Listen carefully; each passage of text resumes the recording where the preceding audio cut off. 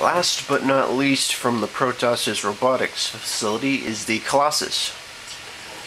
The Colossus is an armored mechanical massive ground unit.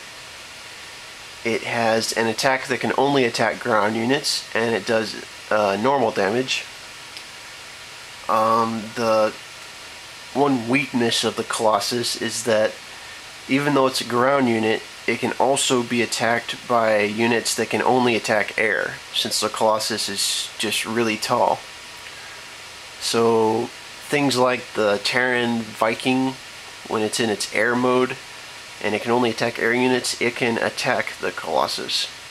And since the Viking does extra damage to armored units, that's kind of bad for the Colossus. So the Viking would be a good counter to the Colossus. Another unique thing about the Colossus is that it can, like the Terran Reaper, it can easily traverse cliffs.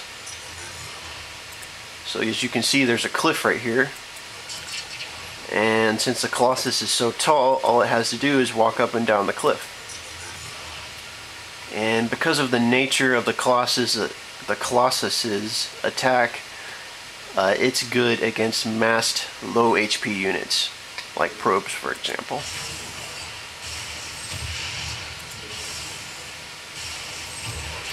And it has a pretty long range attack, so Colossus is pretty powerful weapon.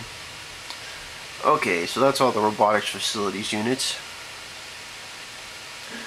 Let's move on to the Stargate units. First up is the Phoenix. This is the Protoss' air superiority fighter. It's a light mechanical air unit that can only attack air units, and it does extra damage to light air units. So it would be good against Mutalisk, for example. The other special thing about the Phoenix is that although it can only attack air units, it also has a special ability called the Graviton Beam. And what this does is it lifts up a ground unit into the air so that other Phoenixes can attack it. And since Phoenixes do extra damage to light units, that means they are very deadly against darker units. So if a group of Phoenixes manage to harass an enemy worker line, they can do a lot of damage pretty quickly.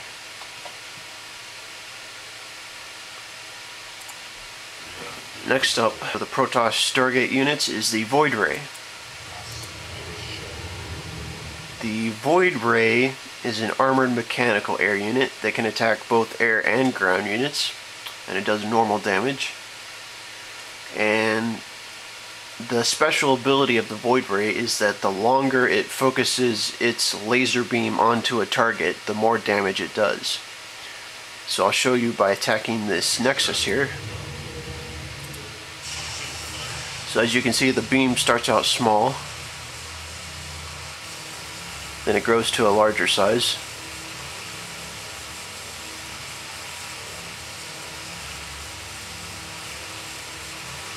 And then it grows it to an even larger size. So basically, you can see the Nexus is falling fast right now. Basically that means the longer the Void Ray focuses an attack on a unit, the faster it takes damage. So that means the Void Ray is good against high HP units rather than low HP units. Should be good against battle cruisers, carriers, things like that have a lot of health points. Next up is the Carrier. And for anyone who's played StarCraft 1, the Carrier is probably a very familiar unit. It's an armored mechanical massive air unit. It has no attack, but it attacks through the use of its interceptors, which can attack both air and ground units, and they do normal damage.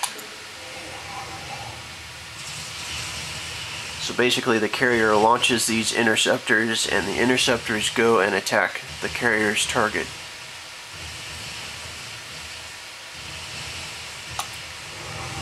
And the cool thing about this is that while the interceptors are attacking, the Carrier can move around freely.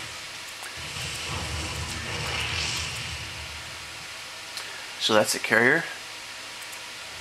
And last but definitely not least is the unit that comes from the Nexus itself, which is the Protoss Mothership. Protoss Mothership is an armored mechanical psionic massive unit.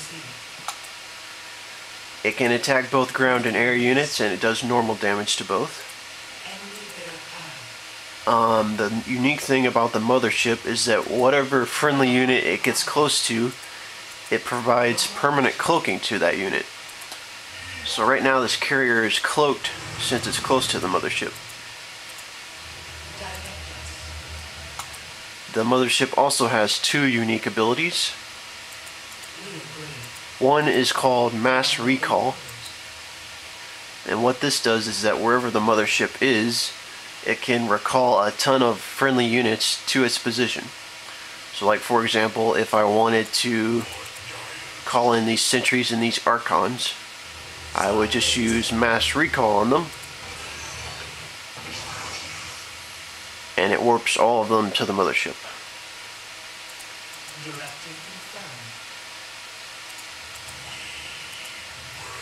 Another special ability of the Mothership is the Vortex ability, and what this does is that it traps a bunch of enemy units into a vortex and they can't move or do anything.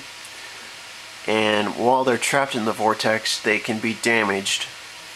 They're still vulnerable to attack.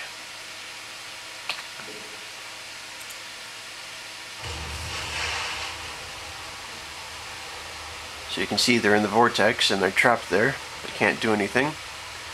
And while they're in that vortex, they can be attacked and take damage.